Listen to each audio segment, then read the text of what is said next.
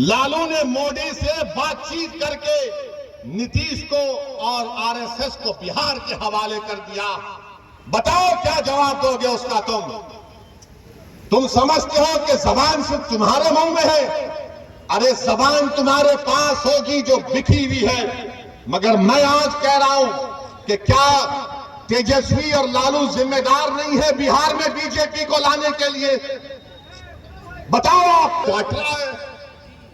आप आए दिन बिहार में बैरिस्टर असादुद्दीन ओवैसी साहब सीमांचल दौरे पर है और इसी के दौरान सीमांचल के दौरे पर विपक्षी दलों पर जमकर बरसे हैं। वहीं लाखों लोगों ने उनके भाषणों को सुनने के लिए डगरवा हाई स्कूल पहुंचे हैं। वहीं बैरिस्टर असादुद्दीन ओवैसी साहब ने लोकसभा इलेक्शन के बारे में भी चर्चा किए हैं और उन्होंने जानकारी देते हुए कहा कि अख्तारुल इमाम साहब हमारे अपना इलाका का ज़मीनी स्तर पर काम करते हैं और आगे भी इसी तरह ज़मीनी स्तर पर करते रहेंगे। वहीं विधायक अख्तारुल इमाम साहब की काफ़ी तारीफ़ें किए हैं। असादुद्दीन ओवैसी साहब ने कहा कि हमारे अपना अख्तारुल इमाम साहब सब दिन गरीबों के लिए आवाज़ उठाते हैं और उठाते रहेंगे। बैरिस्टर असादुद्दीन ओवैसी ने राजद और बीजेपी को फटकार लगाते हुए क्या कुछ कहा,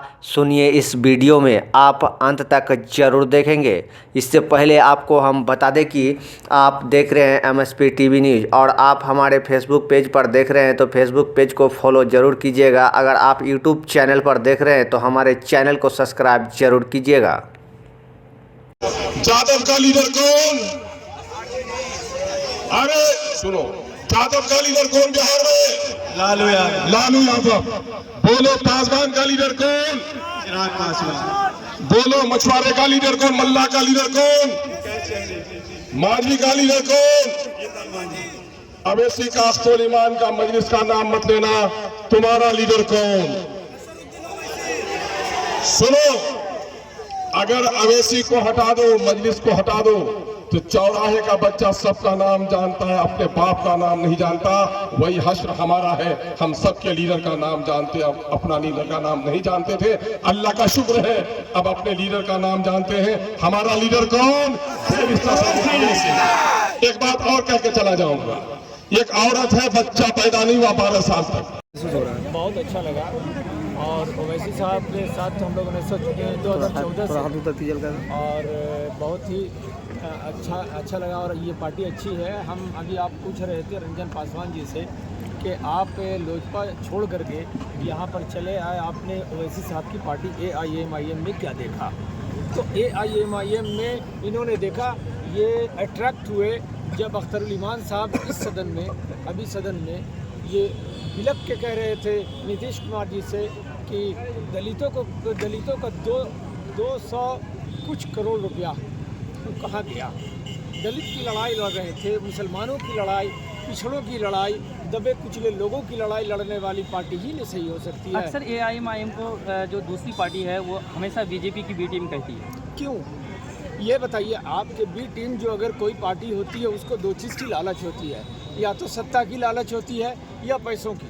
ओवैसी साहब को जहाँ तक पूरी दुनिया जानती है कि पैसों की लालच, हिंदू मुस्लिम करके वो फूट डाल रही है जनता में। बीजेपी नहीं, AIM बीजेपी का, ये लोगों का कहना है, डाल रही है ना।